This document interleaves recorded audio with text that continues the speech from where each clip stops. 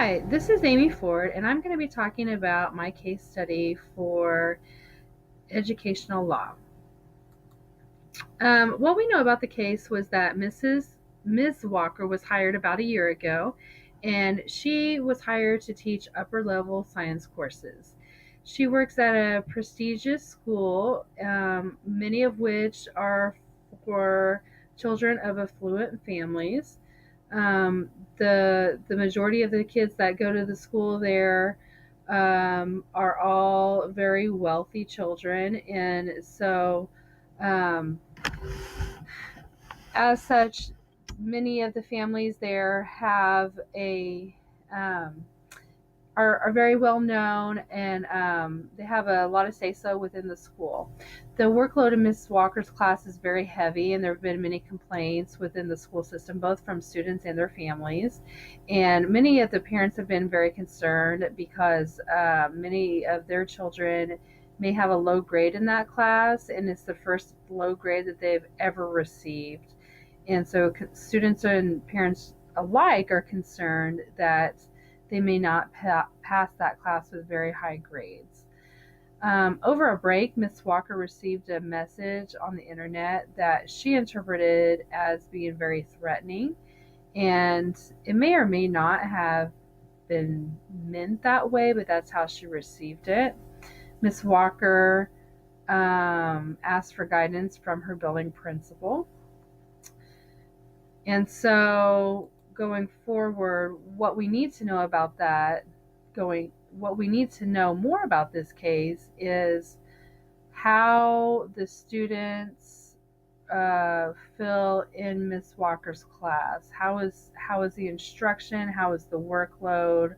What is it like for them? If they need extra assistance, do they receive it? Those kinds of things. That's what I would like to know as the building principal.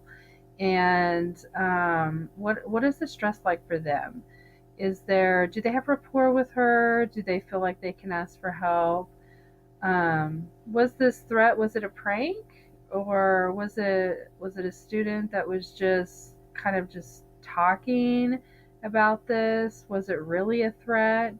Um, Regardless, students probably need more lessons on the appropriateness of internet usage, because in this day and age, it could really be received as a threat, as Miss Walker took it, and um, could be viewed in a very hostile type of situation.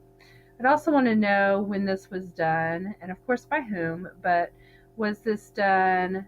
She received the message over the break, but was it really done over the break? Was it done prior to the break? I'd like to know more about that. I'd like to know how Miss Walker feels. Does she need more support? Was she feeling overwhelmed before the break and this added to it, or did it not? All those things I would really like to just know more about. My plan of action would be to help Miss Walker by going over her syllabus and talking about her course expectations. I'd like to help her by connecting her with a teacher and an experienced teacher to help mentor her. I don't know if this was part of her plan when she came on to this school district or not. This is something that we offer in our school district, and I feel like it's very valuable for this reason.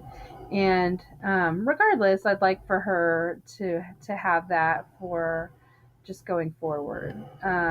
I feel like the students need more guidance lessons on appropriate internet behavior, as well as potential consequences for violating those norms. There can be a lot of fallout for that. I'd like to turn this information over to law enforcement. I don't know if it really was a threat or not, but again, it could be viewed as such, and she certainly felt like it was. So, providing that information over to law enforcement may help derail any further threats that may happen, and would also help her to feel more secure and that it was taken more seriously. I have kind of mixed feelings about the threat. I kind of think it may have not been a threat. However, I don't have the full scope of what students may have meant if it was indeed a student that wrote it. However, it may not be safe to not provide all that information to law enforcement.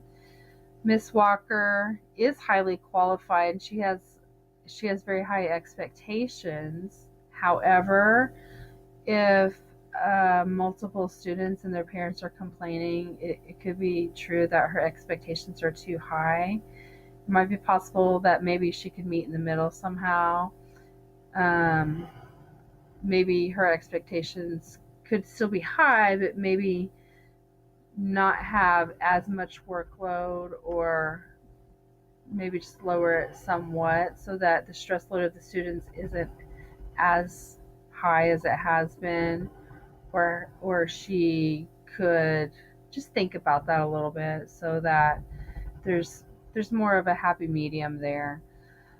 Um, I would also like to kind of know, or I also want to think about, does this plan allow Miss Walker to feel supported and yet still allow her to feel challenged a bit to resolve the problem herself?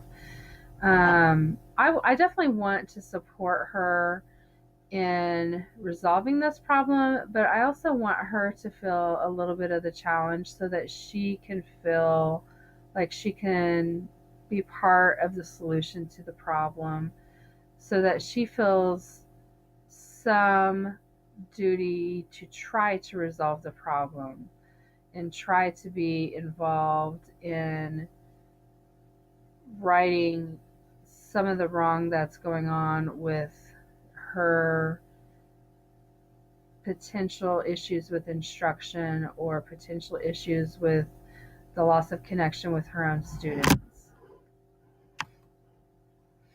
I feel like as the principal in this situation, I promoted integrity by not allowing the parents to predict how subject matter is taught or how teachers are going to um, give this subject matter to their students, and also not allowing the teachers to say, well, it was this student that caused this problem, and just allow them to just um, predict that a student was fully at fault for a problem. So I feel like I was good in the fact that I was listening to all parties in that resolve, and um, not allowing any one side to call all the shots there. In fairness, I do think that I'm pretty good usually about making sure that all all sides of a potential problem have been able to talk about their side of the story. I like to feel that all people get to say their piece. In this situation, Miss Walker was threatened, and her students feel like they're not being taught appropriately. And so I want to be able to allow each of them to say how they're feeling and what they're thinking, because that way they feel like things are being looked at. They feel like it's more fair, and that a decision is a decision that comes about is going to be more fair.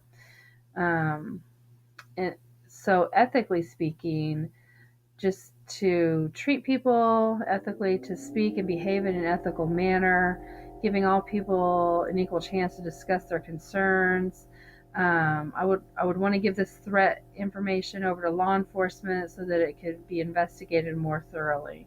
And I think that pretty well wraps up how I would resolve this issue and how I would attend to all of these different factors.